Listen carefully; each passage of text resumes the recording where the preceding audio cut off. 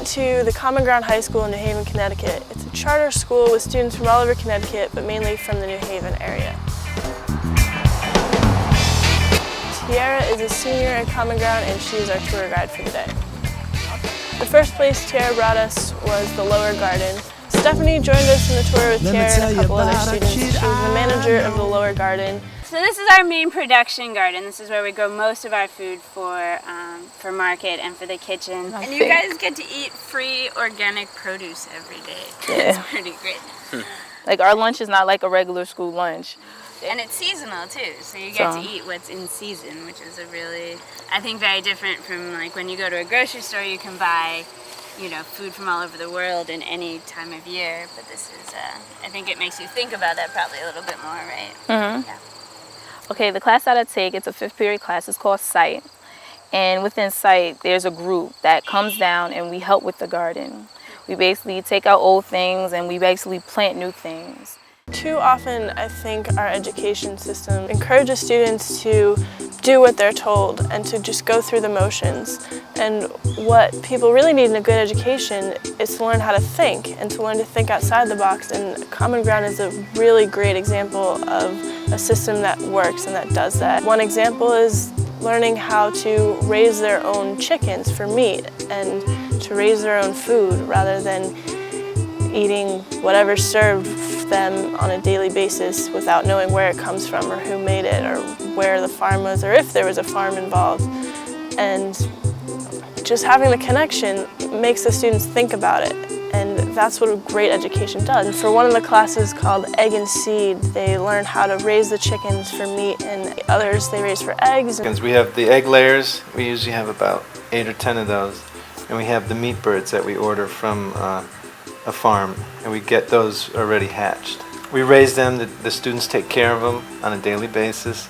They get to know them, and we weigh them, we graph all their growth and stuff, and we compare the egg layers to the meat birds, and the kids are always amazed that, you know, the meat birds grow so fast. They do. Yeah, from little chicks to when they're ready for processing is 6 to 8 weeks. It gets a lot of attention because at the end of the class we end up slaughtering them. The kids take the birds through the whole process of killing them, cleaning them, and getting them ready, and we cook them.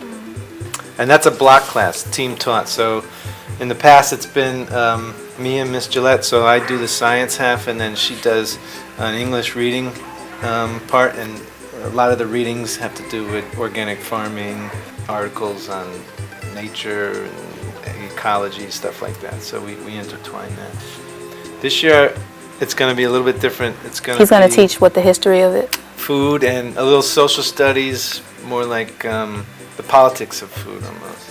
So it's going to be fun. I'm lucky I get to teach with animals and nature, you know, and the students really love it.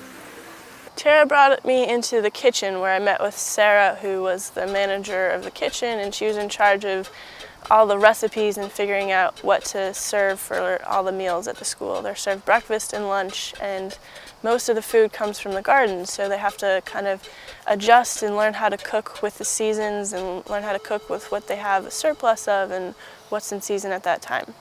The 2 pigs that are over there we butchered, and the kids in Egg and Seed class hatch chicks. Bless their soul. Killing the chickens at the end, and then we use the chickens and those. But we have ducks, but those are only for eggs, and those are the chickens. When we were in one of the gardens, Tiara and the other students started picking strawberries and cherry tomatoes and eating them, and they told us how they would always come out for snacks during the day when they had free time between classes. And it was just so great to think of that being snack time, as running out into a garden rather than running over to the vending machine and putting in money and getting this thing out of a plastic wrapper that who knows where it came from. And that was really fun and great to see. Tiara gave us a tour of the school where she showed us around the library and a couple different classrooms and introduced us to a couple different of her favorite teachers as well. This is the monitor. It's for the solar panel that's outside on top of the school. And this monitor basically tells us what's going on, how the wind is, what's changing, how it's going to basically be. Because that's what Common Ground is all about. We're environmental save. We're basically trying to save our energy and not use too much of everything. Any paper we use, we'll reuse it again for printing, basically.